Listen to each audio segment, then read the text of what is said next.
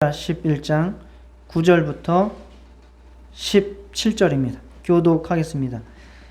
내가 이르되 내가 너희를 먹이지 아니하리라. 죽는 자는 죽는 대로, 망하는 자는 망하는 대로, 나머지는 서로 살을 먹는 대로 두리라 하고, 이에는 성이라 하는 앞대기를 취하여 걷었으니 이는 모든 병들과 새로운 언약을 폐하려 하였습니다.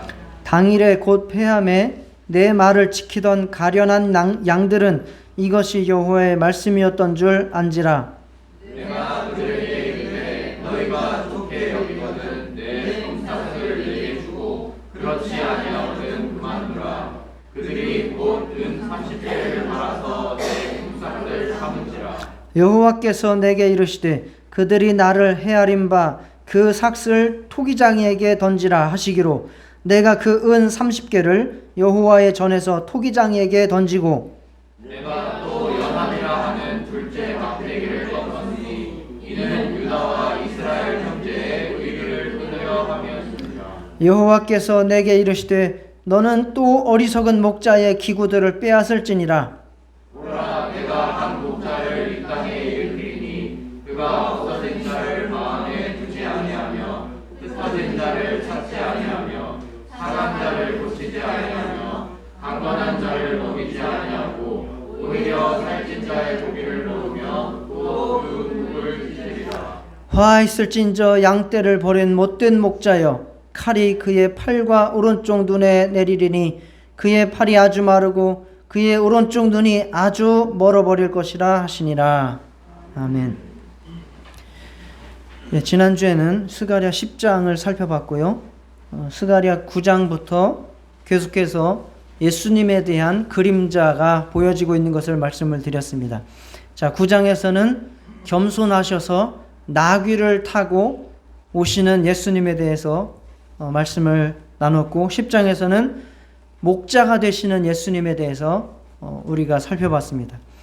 그래서 하나님이 어떤 분이신지, 주권자 하나님이시다라는 부분을 살펴봤고, 또 우리를 구원하시는 목자 하나님이시다라고 하는 부분과, 또 우리를 예수의 이름으로 살게 하시고 그렇게 살아갈 때에 정말 불구름과 구름 기둥으로 지키시고 보호하시는 그러한 성령님에 대해서 살펴봤습니다. 이렇게 10장에서 아주 은혜롭게 하나님에 대해서 가르쳐 주시다가 11장에 들어서면 갑자기 분위기가 아주 어두워집니다. 11장 1절 보세요. 레바논아, 내 문을 열고 불이 내 백향목을 사르게 하라 하면서 시작합니다. 곡하고 엎드러지고 다 망하는, 그렇게 이어집니다. 우리가 하나님을 알고 믿음으로 살아가는 현실이 녹록지 않죠. 역사가 한순간에 확 바뀌지 않는다는 말입니다. 11장에 들어와서 쏟아지는 하나님의 심판과 멸망의 선포, 이것이 이스라엘에게 이루어졌지요. 그러면 그들은 왜 이러한 심판과 멸망을 받게 되었는가? 이것을 우리는 잘 새겨들어야 됩니다. 그래서 우리는 이스라엘처럼 되지 않고 정말 끝까지 하나님을 교제하고 정말 하나님의 주권 아래에, 또 하나님을 목자로 삼고 하나님의 이름을 위해서 하나님의 보호 아래 끝까지 살아갈 수 있어야 하겠습니다. 정말 오늘 특별히 이 무서운 하나님의 말씀 앞에서 우리가 무엇을 조심해야 될지 잘 기억하시고, 그것을 우리가 반복해서 이스라엘을 따라서 또 죄악 가운데 빠지는 일이 없도록 하시기를 축원합니다.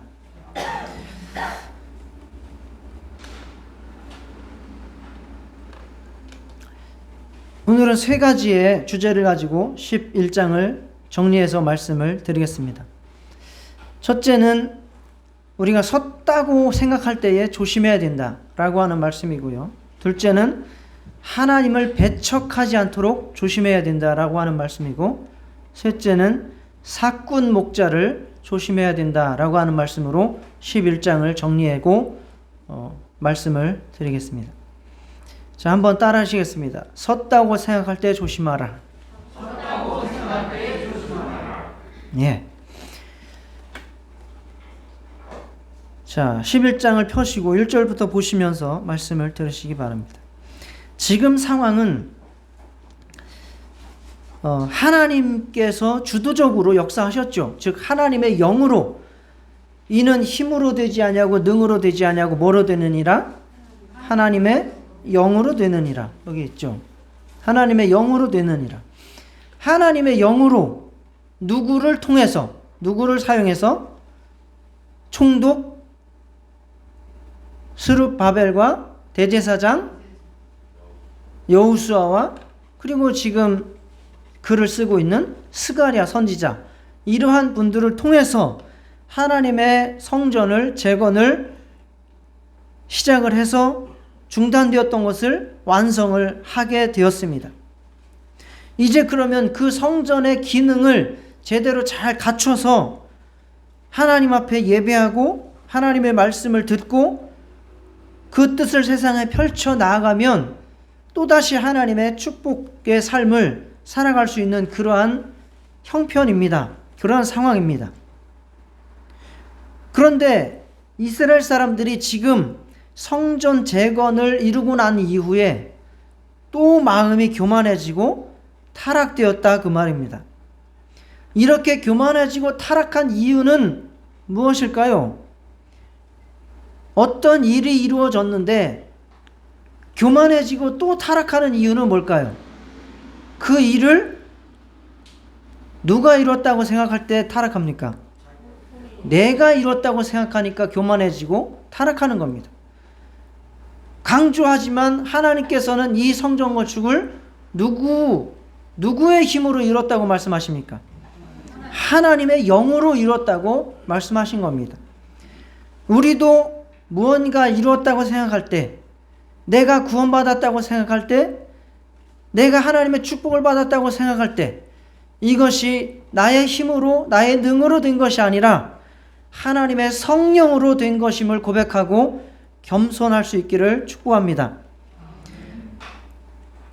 그렇게 이스라엘 백성들이 무언가 자기들이 이룬 것처럼 이제는 또 성전을 재건했으니 하나님의 축복이 마구 그냥 쏟아질 것처럼 그렇게 생각했을 때에 하나님의 심판은 여지없이 다시 예고되고 멸망이 선포되었습니다. 레바논의 백향목, 그리고 잣나무, 바산의 상수리나무, 이런 것들이 다 불타버리고 곡하게 된다라고 하나님께서 멸망을 선포하십니다. 쓰러지고 엎드러지고, 그리고 이스라엘의 목자들의 곡하는 소리가 넘쳐난다라고 말씀을 하고 있습니다. 거기에 읽어보시면 나오겠지만 3절에 보면 이러한 것들이 뭐냐, 백향목이나 아니면 잣나무나 아니면 바산은 이제 오른 동쪽에 위쪽에 있는 아주 풍부한 초목지대를 말하죠. 거기에 상수리나무, 이러한 것들이 뭐냐라고 했을 때에 3절의 하반부에 보면 요단의 자랑이다라고 했습니다. 요단의 자랑. 그리고 그들의 영화로운 것이다라고 중간에 말씀하고 있습니다. 즉 백향목, 잣나무, 상수리나무는 이스라엘의 자랑거리이며 영화로운 것들이며 그들의 힘과 능력과 교만을 상징하는 것입니다. 자, 이런 것들이 불타 없어지고 쓰러지고 다 멸하여진다라고 하는 것은 결국 이스라엘의 교만과 이스라엘의 영광이 다 사라진다 그 말입니다. 더 나아가서 이러한 나무들이 결국은 무엇을 건축하는 데 쓰인 재료들입니까? 성전을 건축하는 데 쓰인 재료들입니다. 결국 이러한 나무들이 불탄다라고 하는 것은 성전이 또다시 파괴될 것이고 성전 지도자들과 이스라엘이 또다시 멸망할 것이다 라고 하는 예언입니다. 당연히 성전은 이스라엘의 영광이고 이스라엘의 가장 자랑스러운 것이기 때문에 당연히 연결이 되어집니다. 실제로 이 성전은 완전히 돌 위에 돌 하나도 남지 않고 다 박살나는 때가 있었습니다. 그게 바로 예수님 이후에, 부활 승천 이후에, 그때까지도 이스라엘의 독립을 꿈꾸면서 로마에 대항하던 자들이 있었는데 그들을 무력으로 진압했던 티투스라고 하는 장군이 와서 다 박살을 냈습니다. 그리고 티투스는 나중에 황제가 됩니다. 그때에 돌 위에 돌 하나도 남지 않고 다 무너졌습니다. 공식적으로 그때에 이스라엘 죽은 사람 숫자가 110만이라고 합니다. 110만. 아주 처참하게. 그리고 그 이후로 이스라엘이라고 하는 나라는 거의 소멸되다시피 하는 그러한 지경에 빠지게 됩니다. 자, 우리는 섰다고 생각할 때에 넘어지지 않도록 조심해야 합니다. 고린도전서 10장 12절을 같이 한번 고백해 보시겠습니다. 시작. 그런즉 선줄로 생각하는 넘어질까 조심하라. 늘 제가 말씀드렸던 내용, 고난을 통과하는 사람이 100명이라면 축복을 통과하는 사람은 1명밖에 안 된다라고 하는 말씀입니다. 이스라엘이 성전을 재건한 것도 전적으로 하나님의 은혜입니다. 그것을 잊어버리고 자기들이 무언가 성취하고 무언가 열심을 내서 이룬 것처럼 교만해지는 것이 바로 넘어지는 첩경입니다. 성도는 구원받은 이후에 더 조심해야 합니다. 구원받으면 끝까지 가는 거 아니에요? 그렇지만 그 반대의 말씀들도 성경에는 너무너무 많고 너무너무 강조되어 있다라고 하는 말씀을 오늘 드리려고 합니다. 차라리 구원받기 전에 잘못한 것은 용서받을 수 있습니다. 그러나 구원받은 이후에 짐짓죄, 즉 알면서도 의도적으로 죄를 짓는 것은 용서받기가 쉽지 않다라고 하는 것이 성경의 말씀입니다. 예를 하나 들어볼게요. 3살짜리 아기가 엄마하고 옥신각신 하다가 갑자기 느닷없이 엄마가 시키는데 말을 안 듣고 하다가 자기가 성질난다고 엄마 뺨을 찰싹 때릴 때가 있습니까? 없습니까?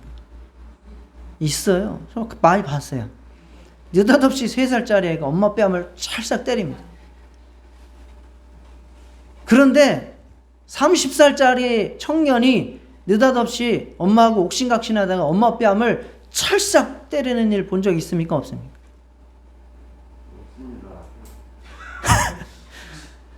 없지요. 뉴스에 그런데 있긴 있죠. 때릴 뿐만 아니라 죽이기도 하는 일이 있습니다.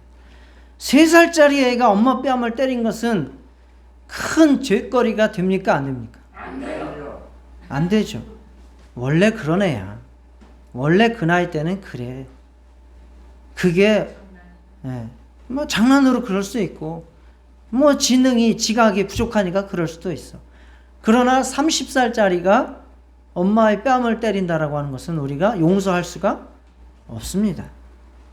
이것이 우리가 하나님을 알기 전과 알기 후에 신앙생활이 달라지는 점이에요. 우리가 하나님을 알지 못할 때는 이번 주에도 제가 어떤 사람을 만나서 하나님 이야기를 하고 했더니 자기는 하나님 안 믿고 차라리 내 주먹을 믿는다라고 소리를 직접 들었습니다. 그렇게 살아요. 그것도 내 주먹을 믿는다라고 하는 것도 아주 점잖은 표현입니다. 뭐 내 똥구멍을 믿어라 뭐 이렇게 나오는 것도 다반사죠. 자, 그런 사람 예수 믿고 돌아올 수 있습니까? 없습니까? 있습니다. 얼마든지요. 그보다 더한 짓 한 사람도 얼마든지 예수 믿고 회개하고 주 앞에 돌아올 수 있습니다. 그런데 하나님을 아는 사람이 하나님이 믿으려면 차라리 내 주먹을 믿어라 하면 그거 용서받을 수 있을까요? 없을까요? 그걸 장담할 수 없다는 거예요. 그게 위험하다는 겁니다. 그게 위험하다는 거예요. 그래서 마태복음 12장 32절에 누구든지 말로 인자를 거역하면 사하심을 얻되 누구든지 말로 성령을 거역하면 이 세상과 오는 세상에서도 사하심을 얻지 못하리라 라고 말씀한 거예요. 이 차이가 뭔지 아십니까? 차이가 예수님을 인자하시죠. 예수님을 말로 거역하면 사하심을 얻을 수 있다는 거예요. 이건 뭐예요? 그렇죠. 예수님이 십자가에 달려 돌아가시는 일, 그 일이 있기 전에, 그것을 알기 전에는 그럴 수도 있다. 그러나 예수님을 믿으면 우리가 성령을 받죠. 그런데도 불구하고 예수님의 피와 십자가 죽음과 부활을 알고 난 이후에 성령을 받고 난 이후에도 우리가 성령을 거역하면 이 세상과 오는 세상에서 사하심을 얻지 못한다는 말씀이에요. 그게 성령 회방죄에 들어가기 때문에 그렇습니다. 예수 믿기 전에는 성령 받은 사람 있어요? 없어요? 없어요. 성령은 예수 믿는 사람에게만 주는 겁니다. 그래서 성령을 받았어요.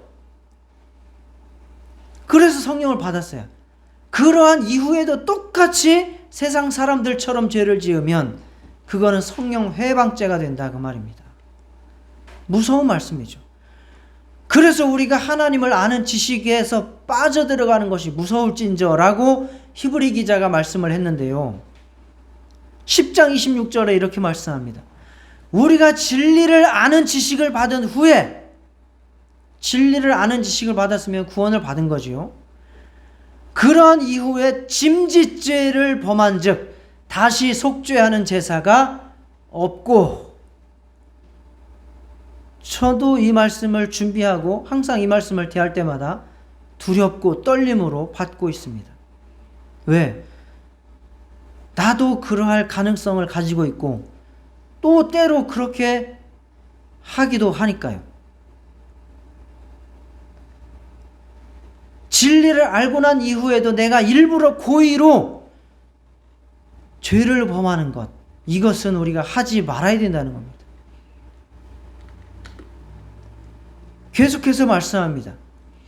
모세의 법을 폐한 자도 두세 증인으로 말미암아 불쌍히 여김을 받지 못하고 죽었거든. 하물며 하나님의 아들을 짓밟고, 자, 율법을 어긴 것과 예수를 믿고 난 이후에 죄를 짓는 것과 어떤 차이인지를 보세요. 하나님의 아들을 짓밟고 자기를 거룩하게 한 언약의 피를 부정한 것으로 여기고 은혜의 성령을 욕되게 하는 자가 당연히 받을 형벌은 얼마나 더 무겁겠느냐 너희는 생각하라.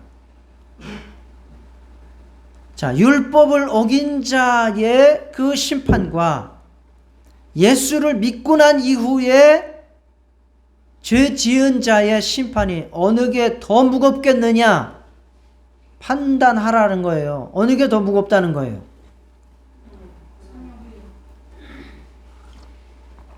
어느 게 더 무겁다는 겁니까?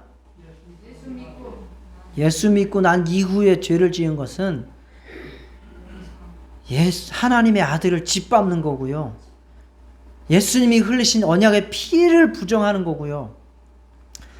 은혜의 성령을 욕되게 하는 것이라는 겁니다. 예수나 믿고 난 이후에 죄를 짓는 것이 얼마나 두렵고 떨리는 일인지 우리는 이 말씀을 통해서 깨달아야 됩니다. 자, 그래서 우리는 예수 믿었다고 해서 구원파처럼 함부로 살아도 돼. 나는 구원받았으니까. 라고 하는 그러한 생각은 아주 위험하고 이단적인 발상입니다. 정말 하나님께서 나에게 은혜를 베푸셔서 구원해 주신 것이 너무너무 감사하죠. 그러니까 그 감사함으로 살아야 되고, 나는 예수님이 아니었다면 여전히 하나님을 모른 채 지옥 자식으로, 마귀 자식으로 살아가고 있을 것을 알고 두렵고 떨림으로 함부로 살지 않도록, 거룩하게 살도록 우리는 힘써야 한다는 것입니다. 하나님께서 누리게 하신 축복 또한 마찬가지입니다.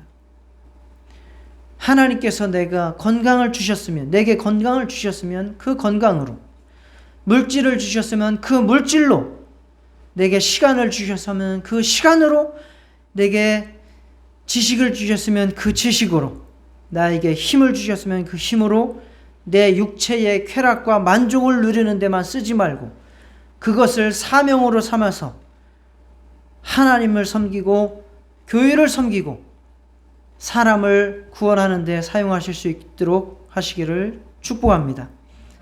그래야 계속해서 그러한 축복들을 앞으로도 넘치게 주실 줄 믿습니다. 두 번째, 우리는 하나님을 배척할까 조심해야 합니다. 다 같이 고백하시겠습니다. 시작. 하나님을 배척할까 조심하라.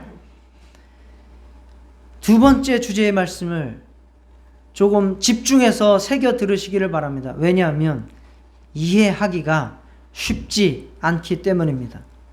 자, 제가 맥락을 좀 말씀을 드리겠습니다. 하나님께서 스가랴 선지자에게 이렇게 말씀하십니다. 잡혀 죽을 양떼를 먹여라 라고 말씀합니다. 잡혀 죽을 양떼를 먹여라. 이게 무슨 말입니까? 지금 양떼들이 있는데 그 양떼들의 미래는 어떻습니까? 잡혀 죽어요. 그런데 스가랴 선지자는 그들을 위해서 뭘 하라고 합니까? 먹이라는 거예요. 이것은 타락한 백성들의 운명을 예언하는 것이면서, 그렇지만 하나님은 끝까지 포기하지 않으신다라고 하는 그분의 애절한 간절한 사랑을 말씀하시는 겁니다. 결국 이 말씀을 이루시는 목자는 누구십니까? 예수님이죠. 저 지옥 갈 사람들을 먹여라. 저 지옥 갈 영혼들을 구원하라. 그래서 누가 오신 겁니까? 예수님이 오신 거예요. 그 맥락을 가지고 계속해서 보시겠습니다. 지금 양을 치는 양떼들을 보십시오. 5절부터 계속 나오지 않습니까? 사들인 자들은 그들을 잡아도 죄가 없다 하고, 양떼를 어떻게 합니까? 지금 사고 팝니다. 사고 팔아요.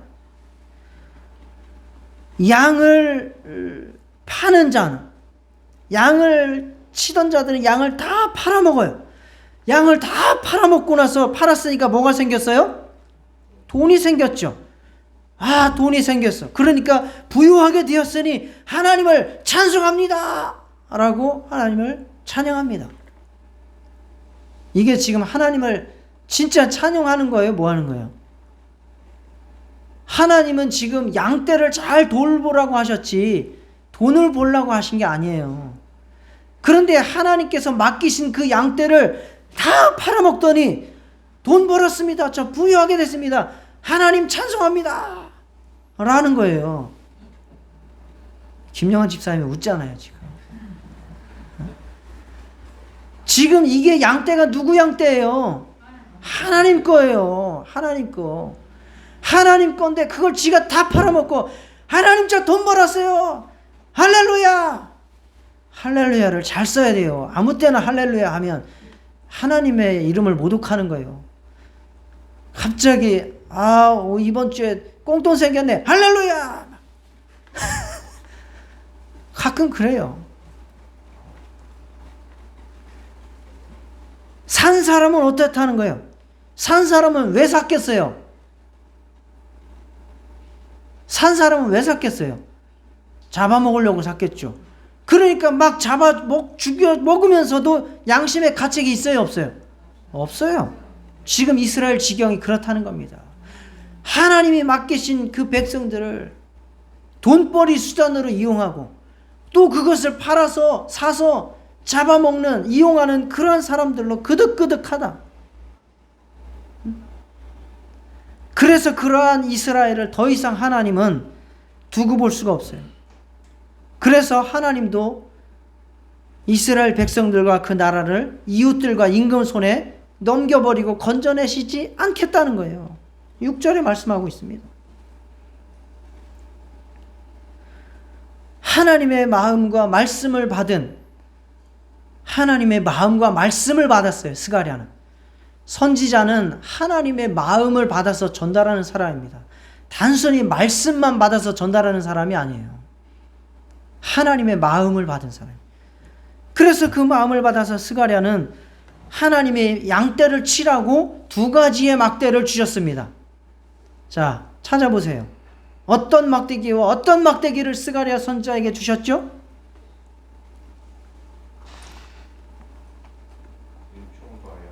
예, 은총이라고 하는 막대기와 연합이라고 하는 막대기를 주시고 그것을 가지고 치라고 한 겁니다. 그래서 이 스가랴 선지자가 그 애통하는 마음으로 정말 그 양떼를 함부로 대하는 그 목자들을 한 달 안에 3명이나 제거를 했다라고 말합니다. 한 달 안에 3명의 양떼 목자를 제거했어요. 그러면서 정말 제대로 양떼를 돌보려고 애를 썼어요. 그러나 이 사악한 목자들 그리고 백성들은 전혀 하나님께 돌아올 기미가 보이지 않습니다. 결국 스가랴도 이제 2손2발 다 듭니다. 내버려 둘 수밖에 없어요. 어떻게 손을 쓸 수가 없어요. 스가랴도 힘이 없어요. 그래서 죽는 자는 죽는 대로 내버려 두고 망하는 자는 망하는 대로 내버려 두고 서로 살을 뜯어먹으면 그냥 서로 살을 뜯어먹는 대로 내버려 두고 이게 이스라엘의 지경입니다. 여러분 이 지경까지 가지 않도록 자기의 영혼을 돌보시기를 축원합니다. 은총의 막대기가 꺾어집니다. 은총의 막대기는 뭡니까? 은총은 하나님께서 우리에게 내려주시는 사랑과 은혜예요. 그게 이제 꺾여져 버렸어요. 하나님으로부터 이제 내려오는 게 없어졌어요. 그러니 실제로 그렇게 됩니다. 말라기 이후로 침례 요한이 오기까지 400년 동안 하나님의 말씀이 내려오지 않았습니다. 스가랴도 이제 포기합니다. 너희가 도무지 하나님의 말씀을 듣지 않고 거부하니 나도 이제 이 하나님의 말씀을 전하는 일을 할 필요가 없겠다. 그만둬야겠다. 그러면서 얘기합니다. 야, 내가 하나님의 말씀을 전하는데 수고했으니까 너희들이 나를 고용했다고 생각을 하고 나한테 은 30을 줘라. 그러면 난 은 30 먹고 떨어지겠다 그 말이야. 은 30 받고 나는 하나님의 말씀을 전하는 일을 그치겠다 그 말이에요. 은 30도 주기 싫으면 그것도 버려둬라. 그냥 내버려둬라. 스가랴가 지금 어떠한 심정인지 아시겠습니까? 도무지 말을 해도 안 되고 울어도 안 되고 힘써도 안 되고 애통해도 안 돼. 나 이제 포기할 테니까 내가 수고하니까 은 30 줘. 그것도 주기 싫거든 말아. 그리고 그냥 끝내자 우리. 그랬더니 백성들이 한 말이 뭡니까? 백성들의 반응이 어땠어요? 아 그래? 그러세요? 그러면 은 30 여기 있어요? 그러면서 은 30을 스가랴에게 던져버립니다.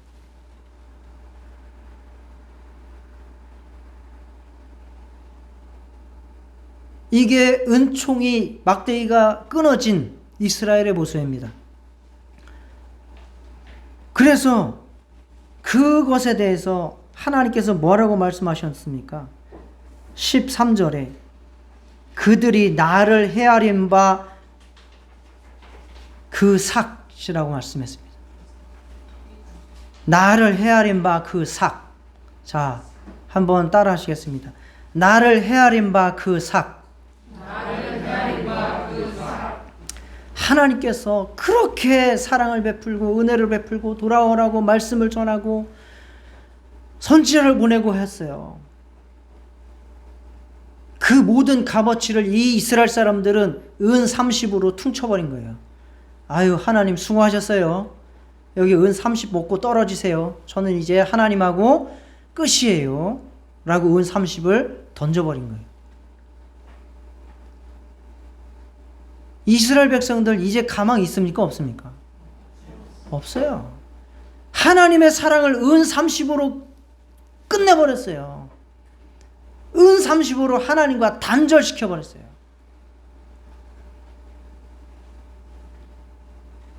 여러분, 이게 이해가 잘한 것이면 여러분들이 자녀를 얼마나 사랑 애지중지 키웠습니까?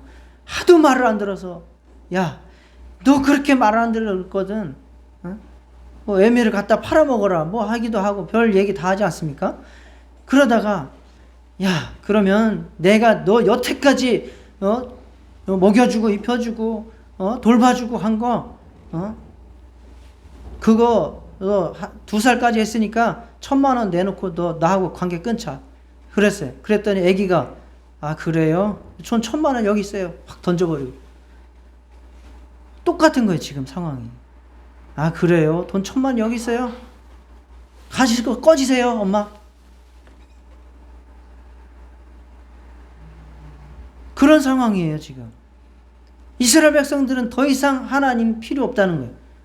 아, 지금까지 저 돌봐주셨어요? 아, 그래요. 여기 은 30 있어요. 은 30 먹고 떨어지세요.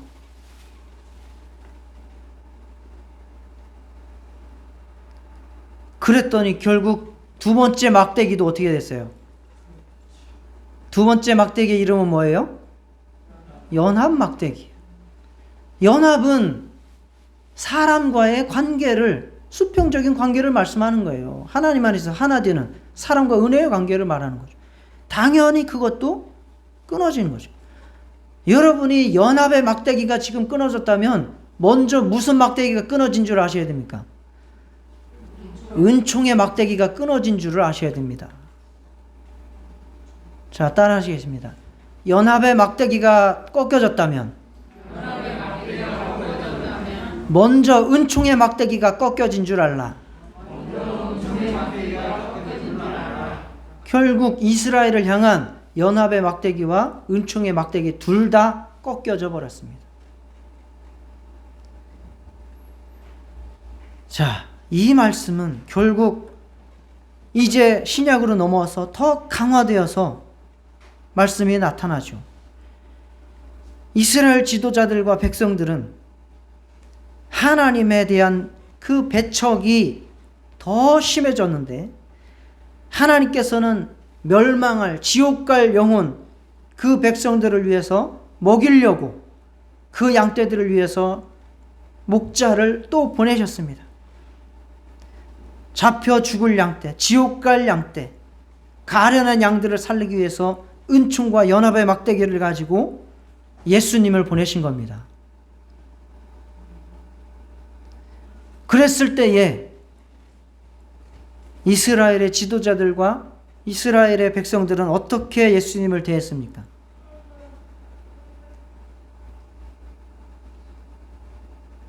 그 당시의 지도자들, 바리새인, 율법사, 서기관, 사두개인, 대제사장, 장로 다 예수님을 사랑했습니까? 배척했습니까?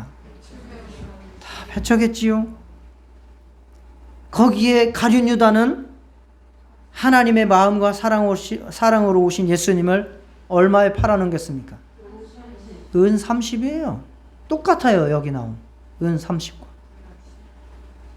은 30에 예수님을 팔아넘겼어요. 은 30은 종 죽으면 그거 배상값이에요. 종 죽으면 배상하는 그 값이 은 30이에요. 하나님께서 인류를 구원하기 위해서 오신 그 사랑을 은 30으로 퉁쳐버린 거예요. 이스라엘이.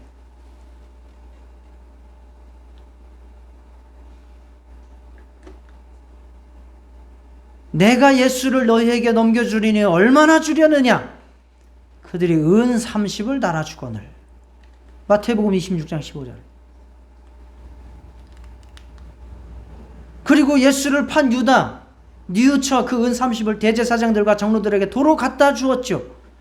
대제사장들이 그거 받아요? 안 받아요? 안 받아요. 왜 안 받아요? 당연히 꺼림직하죠. 예수님은 하나님의 아들인데 그 값을 내가 받으면 그 예수님의 하나님의 아들을 죽인 것을 누가 책임진다는 거예요? 자기가 죽인 게 되니까 안 받죠. 그랬더니 가룟 유다가 그것을 안 받으니까 다시 어디다 갖다 던져 넣어요? 성소에 갖다가 던져 넣어요. 그리고 나서 스스로 목매달아 죽었습니다. 하나님의 사랑을 은 30으로 퉁쳤던 자의 최후예요. 그랬더니 그 대제사장들은 성전에 은 30이 들어와 있네? 아, 이거 우리가 또 가지고 있으면 안 돼. 그래서 어떻게 합니까? 토기장이의 밭을 사서 나그네의 묘지를 삼았다라고 했어. 지금도 있습니다. 아주 쓸데없는 땅을 샀다 그 말이에요. 아주 쓸데없는 땅을 사서 그렇게 해버렸다는 거예요. 예수님을 판 값은 나그네들의 묘지가 되었다는 사실. 예수님은 그 목숨값으로도 나그네들을 위해서 묘지가 되는 그 비용을 지불하셨다는 사실이 은혜가 되지 않을 수 없습니다.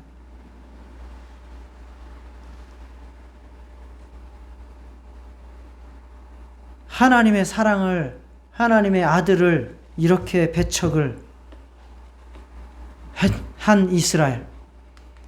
이스라엘이 멸망한 이유는 결국 무엇을 했기 때문에?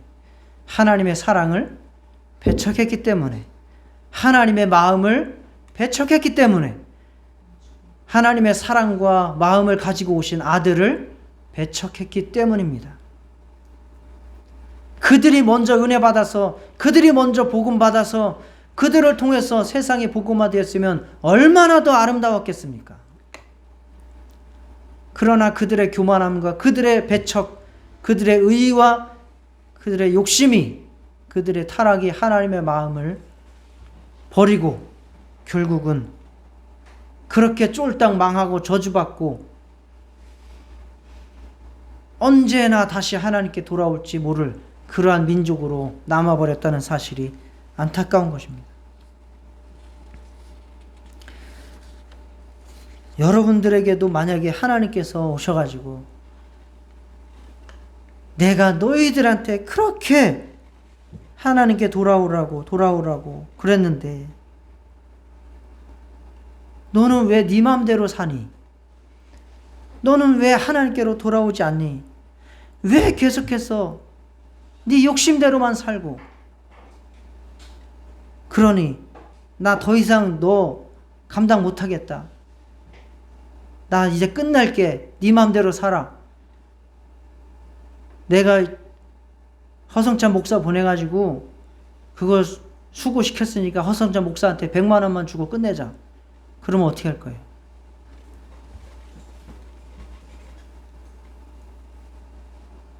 아, 100만 원이면 싸죠 뭐. 그래요. 하나님, 저는 내 멋대로 살 거예요. 더 이상 저한테 간섭하지 마세요. 회의해가지고 100만 원 송금해드렸습니다. 빠이빠이, 짜이찐. 그러시겠습니까? 그게 무슨 말씀이에요? 이제부터라도 하나님 뜻대로 살게요. 저를 떠나지 마세요. 저를 버리지 마세요. 울고불고 하나님께 매달려야 되는 것이 맞지 않겠습니까? 하나님의 말씀이 임하거든 배척하지 마시기를 축원합니다.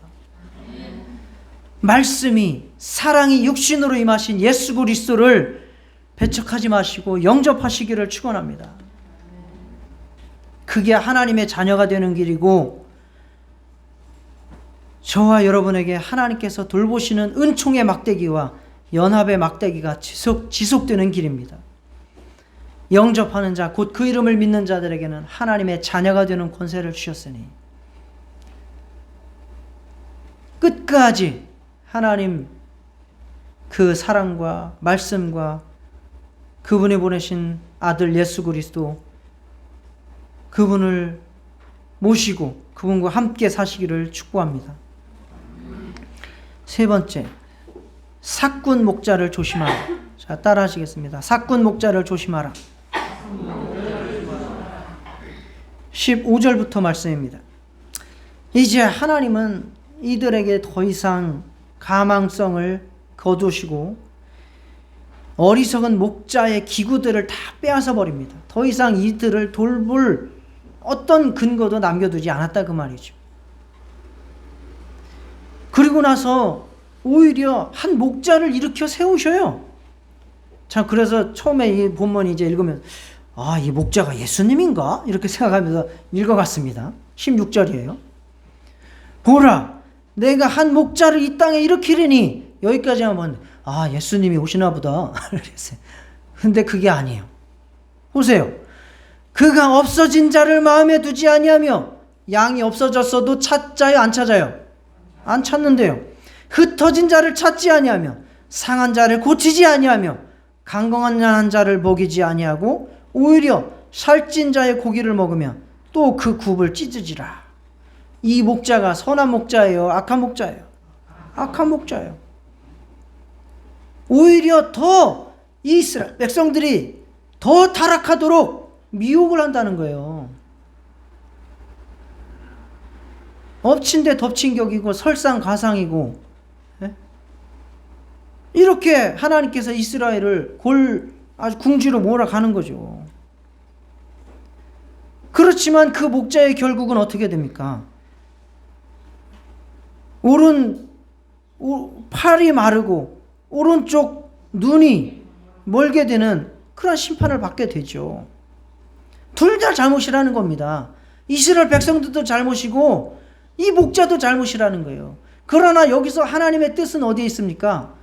이 타락한 이스라엘이 계속해서 타락의 길을 가고 있는 것에 대한 책망에 있는 겁니다.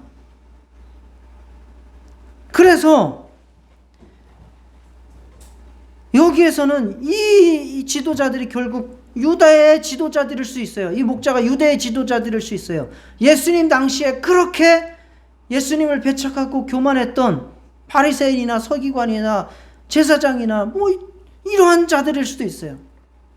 아니면 가룟 유다로 볼 수도 있어요. 아니면 예수님 부활 승천 이후에 끝까지 이스라엘을 율법주의로 몰고 갔던 그런 지도자들일 수도 있어요.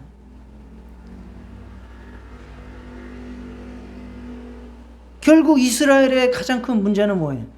진정한 목자를 버리고 타락한 목자, 거짓 목자, 삭군 목자를 따랐다는 것입니다. 분명히 예수님께서는 참 목자가 되셔서 오셨지만 그 참 목자를 거부하고 그들 스스로 미혹되어서 타락한 목자의 길을 따라갔기 때문에 그들은 끝까지 멸망할 수밖에 없었다. 이스라엘이. 그러나 그러한 미혹하는 목자들은 거기서 끝나지는 않았다는 것이죠. 예수님 이후에도 그러한 목자는 끊임없이 일어났습니다. 성경에 나타난 것만 해도 수없이 많아요. 율법주의자 목자들도 있었어요. 영지주의자 목자들도 있었어요. 황제 숭배를 가르치는 목사들도 있었어요. 쾌락주의로 이끌어가는 목자들도 있었어요. 그리고 중세로 넘어오면서는 교황이라고 하는 이러한 목자가 나타나서 교회를 엉뚱한 대로 이끌고 가기도 했습니다. 지금도 하나님을 빙자해서 수많은 사람들과 성도들을 미혹해서 사망의 길로 끌고 가는 거짓 목자들이 수도 없이 많습니다. 그러한 이단들을 또 일일이 또 거론을 할 필요가 없을 정도로 잘 알고 있는 거짓 목자들이 많죠.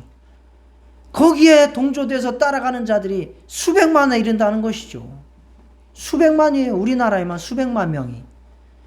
수백만 명이 이렇게 자기들의 영혼을 죽이는 자들을 따라가는 거예요. 보세요. 없어진 자를 마음에 두지 않고, 흩어진 자를 찾지 않고, 상한 자를 고치지 않고, 강건한 자를 먹이지 않고, 살찐 자의 고기를 먹고. 이들은 영혼을 살리는 목자들이 아니에요. 이용하고 죽이는 목자들이죠. 이러한 자들을 따라가서 이용당하고 몸 바치고 마음 바치고 돈 바치고 시간 바치고 충성하는 자들이 있다는 거죠. 여러분들 사꾼 목자, 거짓 목자를 조심하시기를 축원합니다. 결국 그들은 목자뿐만 아니라 따라간 자들도 심판을 받게 될 거예요. 이스라엘처럼. 그래서 사랑하는 자들아 영을 다 믿지 말고 오직 영들이 하나님께 속하였나 분별하라. 많은 거짓 선지자가 세상에 나왔습니다. 이로써 너희가 하나님의 영을 알지니 곧 예수 그리스도께서 육체로 오신 것을 시인하는 영마다 하나님께 속한 것이요. 그 대표적인 가장 중요한 기준은 뭐다? 예수님을 하나님의 아들로 우리의 구원자로 육체로 오신 것을 믿느냐 안 믿느냐, 그렇게 가르치느냐 안 가르치느냐가 가장 기본적인 거짓 목자와 참 목자, 참 신앙을 구분하는 것입니다. 무조건 열심히 하는 게 잘하는 게 아니에요. 이스라엘 백성들이 열심히 없었습니까? 그들은 지금도 어마어마한 열심을 나타내고 있습니다. 우리는 그 열심 못 따라갑니다. 이슬람 교인들 열심 여러분 따라갈 수 있어요? 저도 못 따라가요. 하루에 몇 번 기도하는데 그 사람들은. 예, 메카를 향해서 기본적으로 하루에 3번 기도합니다. 그냥 기도하는 게 아니에요. 손이 다 피가 나도록 엎드려서 기도하는 거예요.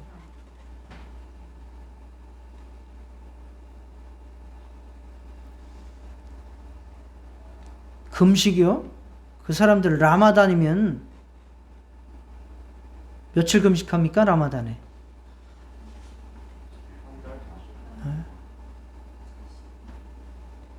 그 성남에 있는 프로축구 선수 하나는 이슬람 교인인데 프로축구 선수인데 라마단이라고 금식을 하는 거예요. 어떻게 해야 됩니까 이걸?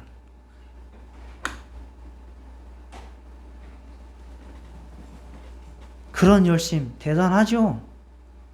여호와의 증인들 보면 존경스럽습니다. 눈이 오나 비가 오나 바람이 부나 뭐 골목골목 자판 설치해 놓고 똑바로 서 있습니다. 부끄러워요 그럴 때. 근데 열심보다 더 중요한 게 있습니다. 제대로 예수를 알고 제대로 예수님의 사랑을 알고 그 믿음을 가지고 열심을 내시기를 축원합니다.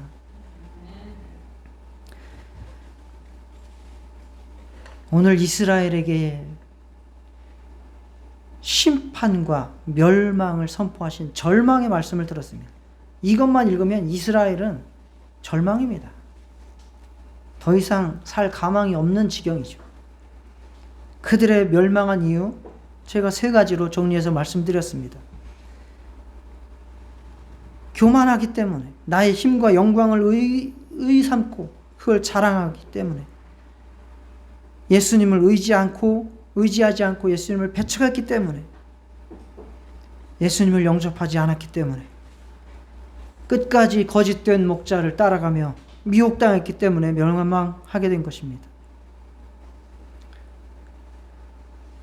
우리는 다 겸손하게 예수님을 하나님의 보내신 사랑과 구원자로 알고 그분의 말씀을 끝까지 따르며 충성하며 다 하나님의 축복 가운데 거하는 모든 성도님들 되시기를 축원합니다. 다 같이 예수님을 영접하고 끝까지 따르는 자 될 수 있기를 기도하겠습니다. 하나님 아버지,